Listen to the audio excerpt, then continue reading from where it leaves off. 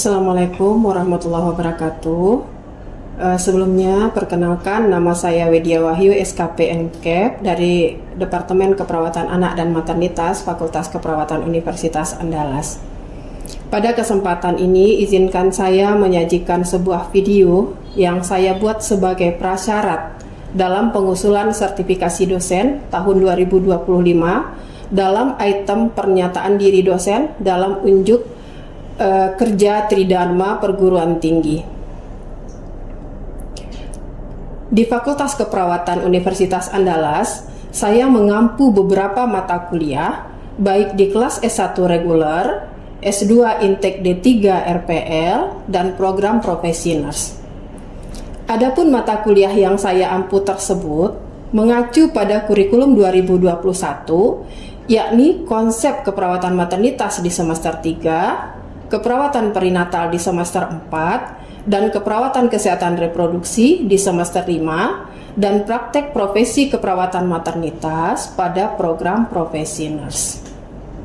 Mata kuliah keperawatan perinatal merupakan salah satu mata kuliah di program studi S1 keperawatan dengan kode mata kuliah 62109 yang merupakan mata kuliah wajib yang berada di semester 4 dan memiliki bobot 3 SKS yang terdiri atas 2 SKS teori dan 1 SKS praktikum.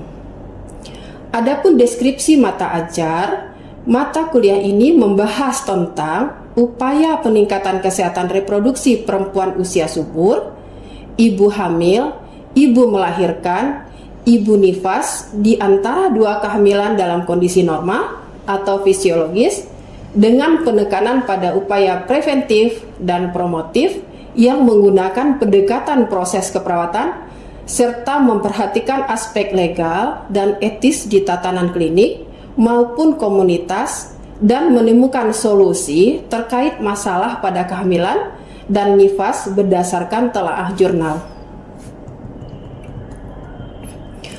Adapun capaian pembelajaran lulusan yang diharapkan pada mata kuliah ini adalah terdiri dari 1. Mampu menguasai ilmu dasar dan keperawatan, sistem informasi dan teknologi keperawatan untuk melakukan asuhan keperawatan berdasarkan proses keperawatan berbasis bukti. Yang kedua, mampu memiliki kompetensi kerja untuk melaksanakan asuhan keperawatan berkualitas, mampu mengelola asuhan keperawatan kepada individu, keluarga, kelompok dan masyarakat dalam tatanan klinik maupun komunitas secara komprehensif dan berbasis bukti. Yang keempat adalah mampu melaksanakan edukasi dalam asuhan keperawatan berdasarkan informasi ilmiah. Adapun bahan kajian pada materi pembelajarannya adalah lingkup kesehatan perempuan, keterampilan antenatal, keterampilan intranatal, keterampilan postnatal, dan bayi baru lahir.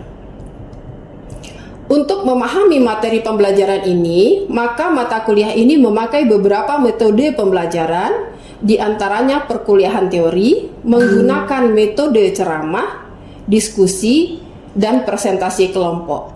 Untuk perkuliahan praktikum, kita menggunakan metode demonstrasi.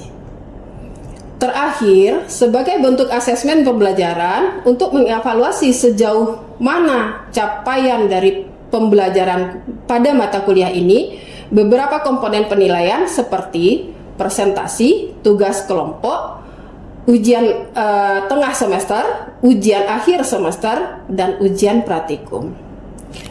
Adapun bobot penilaian akhir terdiri atas presentasi 25%, UTS 20%, praktikum 35%, dan ujian akhir semester sebanyak 20%. Pada kesempatan kali ini, saya akan mencoba menyajikan sebuah bentuk metode pembelajaran, yakni dalam bentuk metode praktikum sesuai dengan yang terdapat pada RPS. Adapun topik yang akan didemonstrasikan adalah tentang keterampilan antenatal atau bentuk dari pengkajian pemeriksaan fisik pada ibu hamil, di mana di sini akan didemonstrasikan sebagaimana seorang perawat akan melakukan salah satu fungsi perawat, yaitu melakukan pengkajian berupa pemeriksaan fisik pada ibu hamil. Di mana di sini akan diperlihatkan apa saja yang perlu dipersiapkan oleh seorang perawat sebelum melakukan pemeriksaan dan bagaimana langkah-langkah dalam melakukan pemeriksaan fisik secara baik dan terstruktur pada ibu hamil. Sudah, Seth? Oke, selamat pagi semua. Assalamualaikum warahmatullahi wabarakatuh. Baiklah, pada pagi hari ini kita akan melanjutkan lagi praktikum kita, yang mana pagi ini kita akan masuk dengan praktikum pemeriksaan fisik pada ibu hamil yang merupakan bagian dari pengkajian di dalam asuhan keperawatan. Nah, sebelum kita masuk ke pemeriksaan fisik pada ibu hamil, kita harus menyiapkan 4 hal yang paling penting kita siapkan. Yang pertama adalah persiapan diri kita sendiri, bahwa kita punya ilmunya untuk melakukan pemeriksaan fisik. Kemudian persiapan ibunya yang sudah datang ke kita untuk melakukan pemeriksaan kehamilan. Yang ketiga adalah persiapan alat untuk selama kita melakukan pengkajian atau pemeriksaan fisik pada ibu hamil. Kemudian adalah persiapan ruangan, yang mana di sini kita dituntut untuk ibu berada dalam kondisi nyaman dan menjaga privasi pasien. Ya. Adapun alat-alat yang kita butuhkan di sini adalah ada tensimeter, ada timbangan, ada pengukur suhu, kemudian ada pengukur lila, kemudian ada untuk pengukur DJJ, kemudian ada satu lagi refleks untuk mengukur apakah refleks patilanya positif atau tidak. Kemudian ada satu lagi meteran yang akan kita gunakan untuk mengukur tinggi fundus uteri. Ya. Nah, kita masuk dulu ke pemeriksaan. Apa sih tujuannya kita melakukan pemeriksaan fisik pada ibu hamil? Ibu hamil tidak selalu berada dalam kondisi yang sehat, baik ibu maupun janinnya. Makanya kita harus rutin melakukan pemeriksaan kehamilan untuk ibu, terutama ibu-ibu yang dihamil trimester 1, yang dengan hamil anak pertama, yang belum punya pengalaman sama sekali dengan kehamilan. Nah, dari rutinnya ibu melakukan pemeriksaan kehamilan akan terdeteksi lebih awal kemungkinan kondisi patologis. Ya.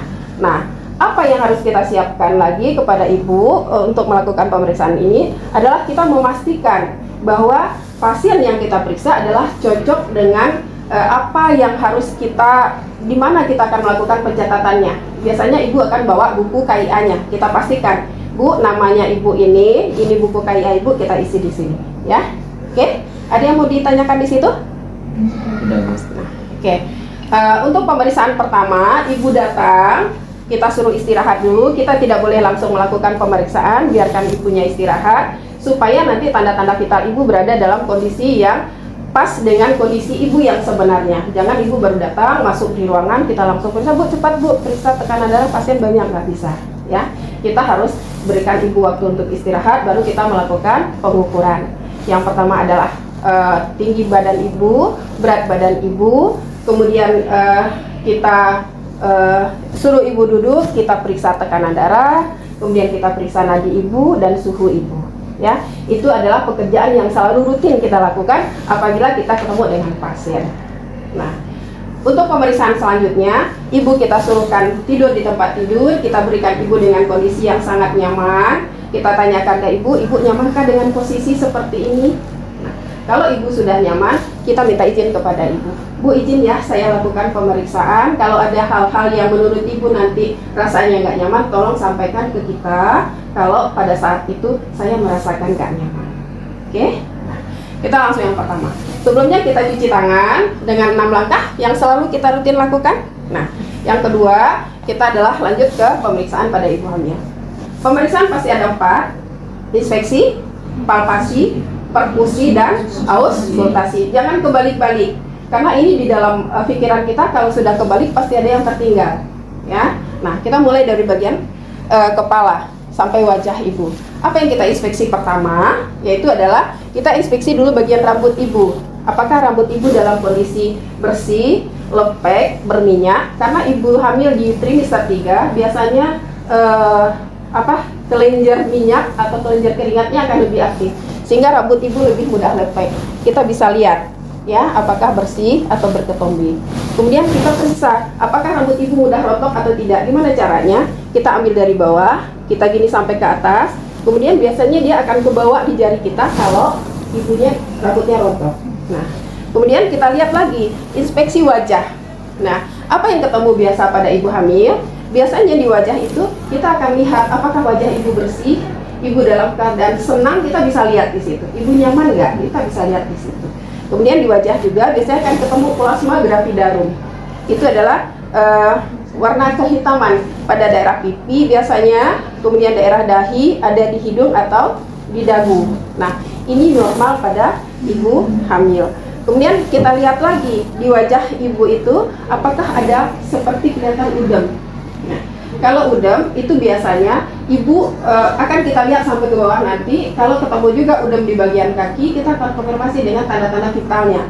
Kalau udemnya disertai dengan tanda vital tekanan darah terutama itu tinggi, kita akan curiga adanya preeklamsi, yaitu tekanan darah yang lebih tinggi disertai dengan adanya trias itu. Ada tekanan darah tinggi, ada udem, apa satu lagi? Adanya protein urin yang positif, ya. Itu perlu kita lanjutkan. Kemudian setelah itu kita lihat pada mata ibu, ya. Kita lihat mata ibu, apakah mata ibu bersih atau tidak. Kemudian kita akan lakukan melihat apakah pada konjungtiva ibu anemis atau tidak. Kemudian skleranya kita bisa lihat, ibu ininya kita tekan ke atas, ibu coba lihat ke bawah, kita lihat skleranya iterik atau tidak, ya. Kemudian kita akan periksa mata ibu, kita lihat apakah pupil mata ibu itu dalam kondisi isopor atau tidak. Nah, kita lihat ini, jalan, dia ngikutin, terus kita jauhkan, kemudian kita dekatkan, lihat, akan kelihatan apakah itu normal atau tidak. Ya, ini terkait juga nanti kalau dengan ciri-ciri ibu yang dengan kondisi preeklamsi.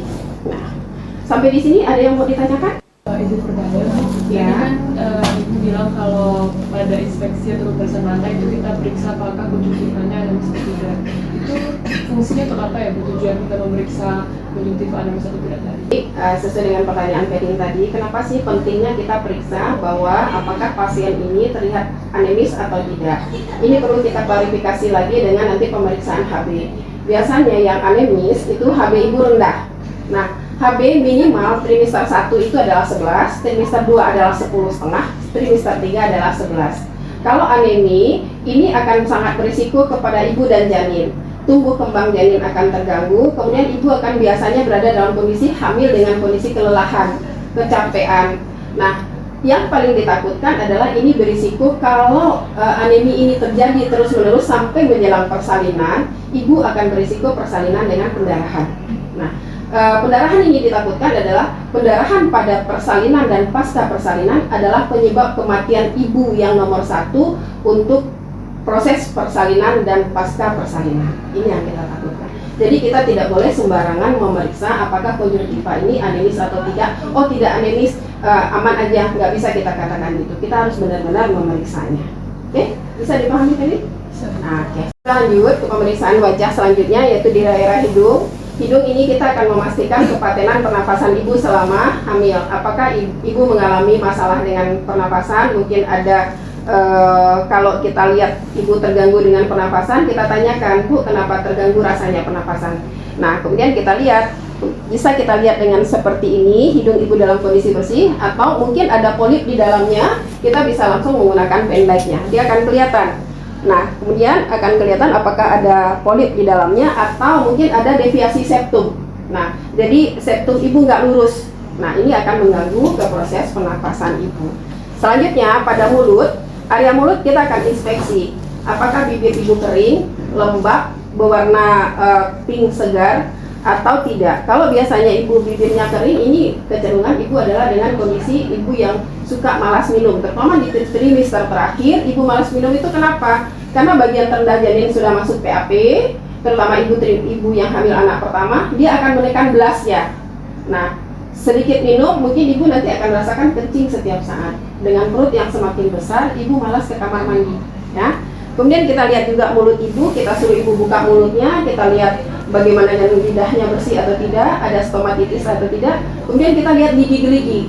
Nah, kalau gigi ibu dalam kondisi ada infeksi atau radang, kita takutkan kuman yang ada pada gigi itu dia akan nyampe di bawah pembuluh darah sampai ke saluran plasenta, masuk ke janin. Nah, itu yang kita takutkan. Atau nanti bisa jadi infeksi itu akan berkembang. Nah, kita takutnya nanti janinnya tidak berkembang maksimal karena kondisi tidak sehatnya ibu. Nah, kemudian setelah selesai dari wajah, kita masuk ke telinga. Telinga kita, kalau untuk pendengaran ibu sambil kita bertanya aja, kedengaran nggak sama ibu, kita nanya. Tadi kita nanya, Bu, namanya siapa? Ibunya akan jawab. Kemudian kita lihat kebersihan telinga ibu, kita periksa telinga yang terjauh dulu, kemudian baru kita periksa telinga yang terdekat. Untuk yang terjauh, kita bisa lihat seperti ini, ibunya boleh kita miringkan, atau kalau sampai kita bisa lihat ke dalamnya. Nah, ini ya, kita tarik sedikit, kemudian kita bisa lihat di saluran telinga ibu bersih atau tidak. Kemudian kita lihat di sebelah sini. Nah, bagaimana dengan telinga ibu bersih atau tidak? Kita berharap ibu hamil selalu dalam kondisi bersih. Nah, kemudian setelah itu kita akan periksa bagian dada. Dada, kita inspeksi apa? Kita mohon izin kepada ibu. Ibu maaf ya, saya akan periksa bagian dada ibu, terutama payudara ibu, terutama pada anak pertama. Nah, anak pertama, kalau anak kedua ibunya sudah punya riwayat menyusukan anaknya, dia udah tahu. Oh, dia akan sampaikan, Bu, ternyata papila mami saya cuma satu yang menonjol, yang satu lagi enggak, kesulitan menyusui dengan payudara yang datar papilanya. Nah, tapi kalau anak pertama kita harus benar-benar periksa dengan benar. Nah, apa aja yang kita inspeksi di sini di payudara itu? Ibu maaf ya Bu, bajunya saya buka bentar ya. Nah, kita akan lihat.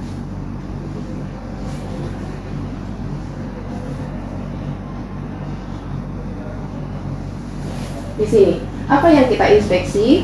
Yang pertama adalah bagaimana dengan kondisi secara umum payudara ibu, ya? Apakah dalam kondisi bersih atau ada kemerahan kiri dan kanan? Kemudian apakah ada bekas insisi? Biasanya kalau ada bekas insisi kita tanyakan, Bu, apakah ini insisi bekas operasinya? Apakah pada saat ibu dulu sudah melahirkan atau insisi ini pada saat remaja? Biasanya pada remaja ada insisi operasi FAM, fibroadenoma mami, ya. Kalau ibu yang pernah melahirkan, kalau terjadinya abses pada hamil yang lalu, melahirkan yang lalu, abses biasanya itu dibelah untuk mengeluarkan kantong absesnya, baru dijahit lagi itu akan kelihatan. Atau ibu pernah operasi CA, ya. Setelah kita inspeksi, kita lihat juga biasanya pada ibu hamil, papila mami ini kita lihat apakah dia nonjol atau tidak. Ada hiperpigmentasi pada areola. Kemudian biasanya di sini ada kelenjar Montgomery yang berbentuk bintik-bintik putih. Nah, itu biasanya akan muncul pada saat ibu hamil. Nah, setelah itu kita akan periksa lagi apakah di payudara ibu itu ada pembengkakan yang abnormal atau tidak. Gimana caranya? Tangan ibu kita suruh angkat ke atas, ibu angkat tangannya ya Bu, gitu.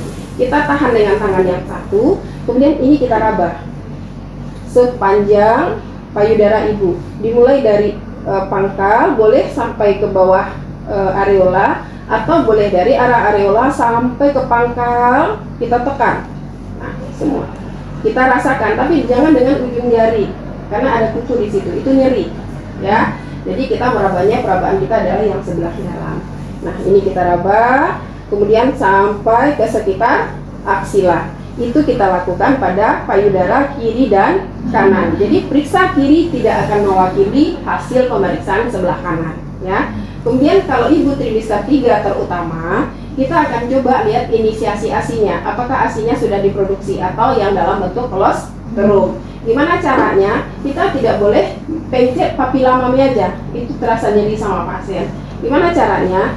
Pegang di daerah sekitar areola, tarik ke samping, kita tekan ke bawah, baru kita pencet dari bawah.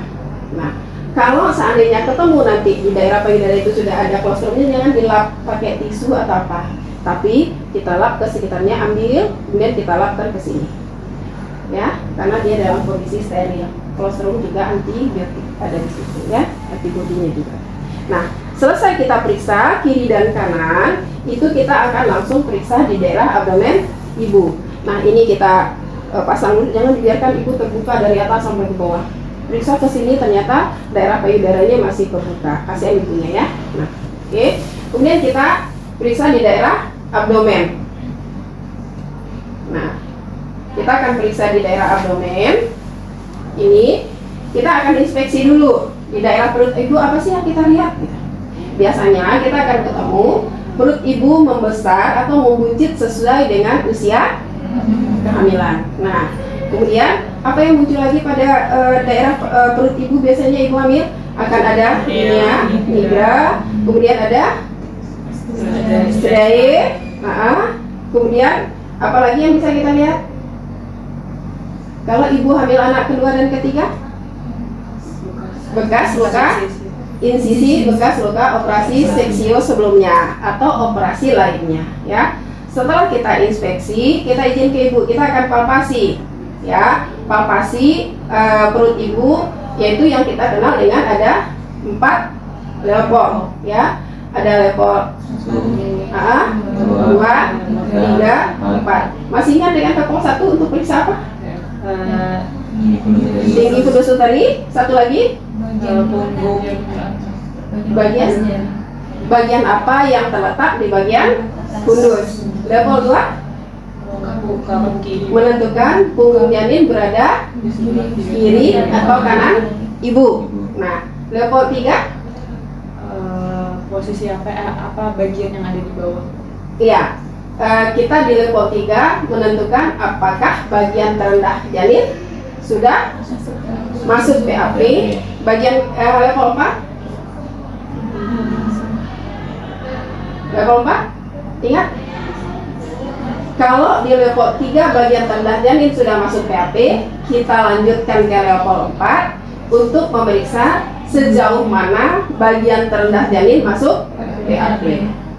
Oke, nah untuk melakukan pemeriksaan level, kita harus posisikan ibu dengan posisi kakinya ditekuk, ya.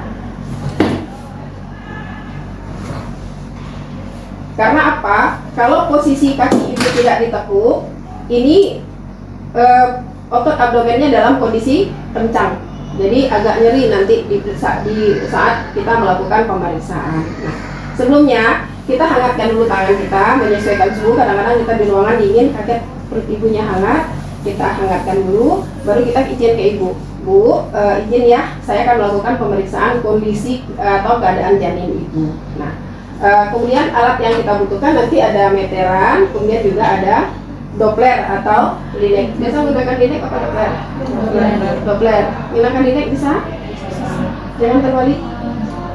Karena kemarin ada yang terbalik pada saat ujian, ya. Selanjutnya di langkah kedua adalah kita melakukan palpasi pada abdomen ibu. Palpasi yang kita lakukan seperti yang tadi kita sudah sampaikan, bahwa kita akan melihat seperti apa kondisi janin di dalam perut ibu, yaitu baik posisinya, terutama apakah posisinya dalam kondisi yang cukup baik atau kondisi-kondisi tertentu yang nantinya akan perlu penanganan. Nah, kita akan masuk pemeriksaan itu dengan level 1. Level 1 tadi adalah untuk menentukan tinggi fundus uteri dan bagian apa yang terdapat pada daerah fundus. Caranya adalah kita hangatkan tangan kita ini, kemudian kita baru bilang ke ibu, ditekuk kakinya, terus kita bilang ke ibu, ibu tarik nafasnya. Nah, kita cobakan dari bawah periksanya, kita sedikit kumpulkan ke atas. Nah, ini kita upaya mengumpulkan, tapi jangan ditekan terlalu kuat, takutnya nyeri pada ibu. Nah, pada level 1 ini, pada kita periksa saat ini, jika ketemu di bagian atas ini terasa lembek, itu biasanya adalah bokong. Nah, tapi kalau terasa di sininya keras, melenting, biasanya adalah kepala. Tapi jika seandainya kita periksa itu di bagian atasnya ini kosong, kita akan coba konfirmasi di bawah nanti, kita bandingkan. Kalau ini kosong, di sini agak melengkung, biasanya ini adalah letak lintang, ya. Jadi setelah kita temukan ini di atasnya adalah apakah kepala atau bokongnya pada bayi, kita akan mengukur tinggi fundus uterinya dengan menggunakan meteran, ya. Nah, kita menggunakannya terbalik. Kenapa harus terbalik? Jangan yang sentimeternya yang ke atas, tapi kita menggunakan yang incinya ke atas. Nah, kita akan mulai periksanya ini dari fundus uteri ke daerah atas sifisis. Di mana tadi kita periksa di atas sifisis, ini kita pastikan. Setelah itu baru kita lihat ini dibalik. Nah, ketemu berapa sih? Oh, di sini 37 cm. Untuk apa gunanya kita mengukur tinggi fundus per centimeter? Gunanya untuk apa? Apakah sesuai tinggi fundusnya sama usia kehamilan? Nah, tinggi fundus sesuai usia kehamilan juga akan menentukan tafsiran berat janin. Nah, setelah selesai level 1, kemudian kita mengukur per centimeter tinggi fundus uteri, kita melakukan level 2. Nah, level 2 kita akan menentukan apa yang terdapat di bagian kanan ibu atau apa bagian yang terdapat di bagian kiri ibu. Nah, biasanya kita melakukan adalah dengan tangan kanan kita tahan, kemudian kita raba perlahan. Jika di bagian yang kita raba terasa seperti keras, memapan, itu biasanya adalah punggung. Kita coba raba lagi di sebelah kanan. Jika ini kita raba sepertinya punggung, kalau di sini ketemu dengan bagian-bagian jendolan-jendolan, itu biasanya adalah bagian-bagian ekstremitas, ya. Jadi kita pastikan ini punggung, ini adalah bagian ekstremitas. Dalam arti kata, kita menulisnya adalah punggung kiri. Setelah ketemu dengan punggung kiri, kita akan melakukan pemeriksaan DJJ, ya. DJJ biasanya kalau kehamilan sudah menjelang ATRM, kita akan periksa di bagian punggung arah bawah, sepertiga ke bawah. Nah, sebelum memeriksa, biasanya ini kita akan kasih jeli, ya. Jadi kemudian kita taruh di sini. Nah, kita akan cari yang mana nanti bunyi jantung janin. Pemeriksaan jantung janin bukan hanya frekuensinya yang kita periksa, tapi bagaimana dengan iramanya, apakah teratur atau tidak, kemudian kekuatannya, ya. Kalau nanti kekuatannya mulai melemah atau seperti apa, kita akan kaji kondisi ini kenapa, harus sesegera mungkin kita lakukan tindak lanjut. Nah, tapi kalau kita menggunakan limek ini, kita pastikan posisinya. Kalau di sini kita upayakan memeriksanya, taruh ini di sini. Kemudian kalau sudah ketemu ini di sini, nah kita lepaskan. Kemudian untuk menyatakan bahwa ini BJJ, kita pegang arteri radialis ibu. Ya, kalau bunyinya sama dengan bunyi nadi ibu, itu adalah salah. Itu adalah bunyi. Nah, tapi kalau bunyinya berbeda, itu biasanya adalah DJJ.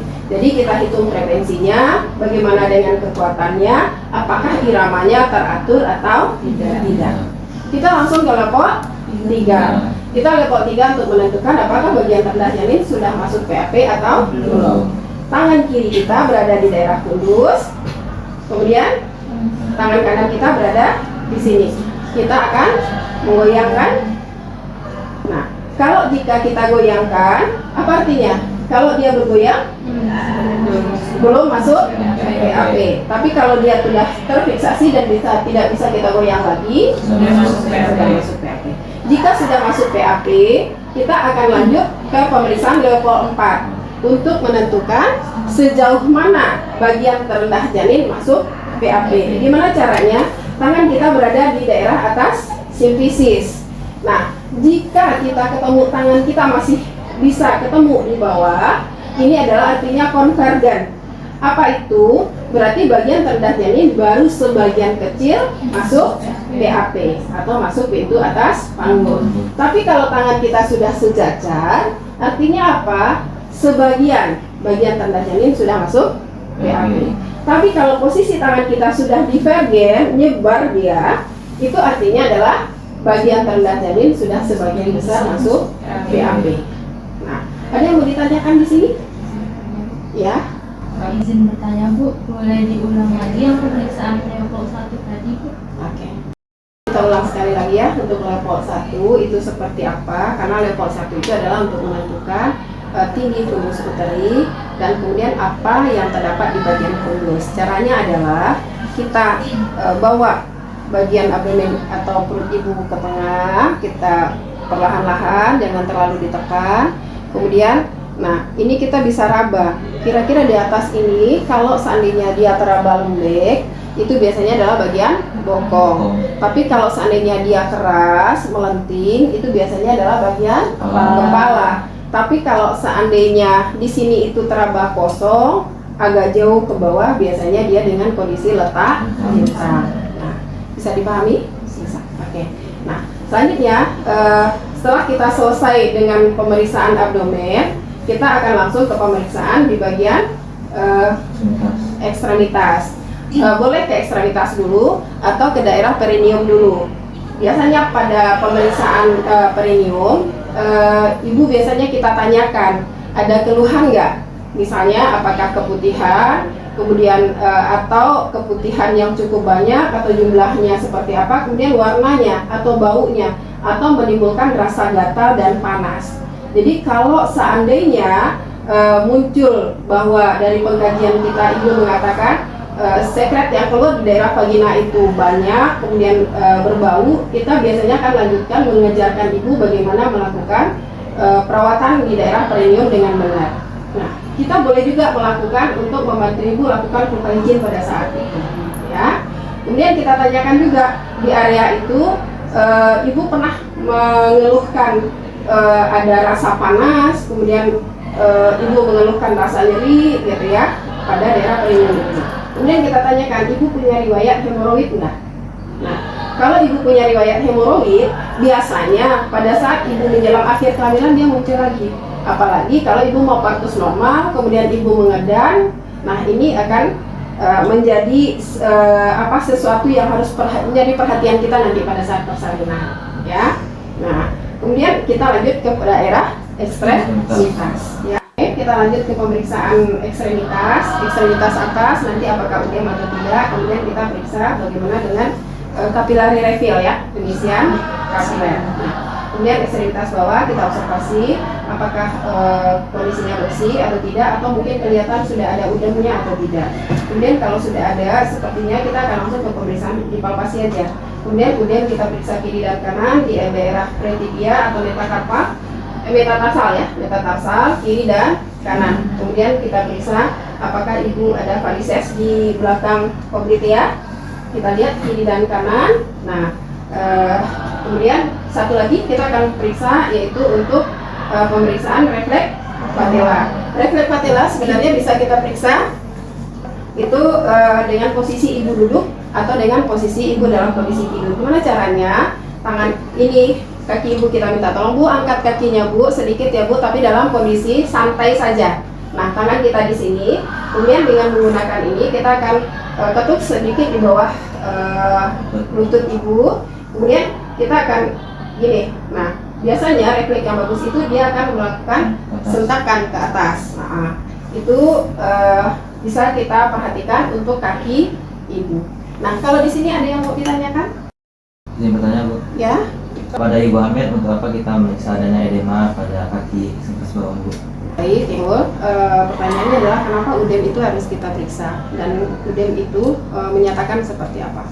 Udem itu ada yang fisiologis, ada yang patologis. Kalau yang fisiologis biasanya terjadi di trimester akhir karena adanya penekanan vena di daerah lipat paha ibu. Tapi kalau yang patologis biasanya kembalinya lebih lama, dan itu disebabkan adalah karena tekanan darah ibu dalam kondisi tidak normal atau yang kita kenal dengan preeklamsi. Preeklamsi itu ada tandanya 3, ada udem, proteinuria, dan juga hipertensi. Nah, ada lagi yang mau ditanyakan? Nah, oke, kita selesai sekarang dengan pemeriksaan fisik pada ibu hamil. Saya harapkan mahasiswa bisa paham. Kemudian silakan kita selanjutnya untuk melakukan latihan berikutnya.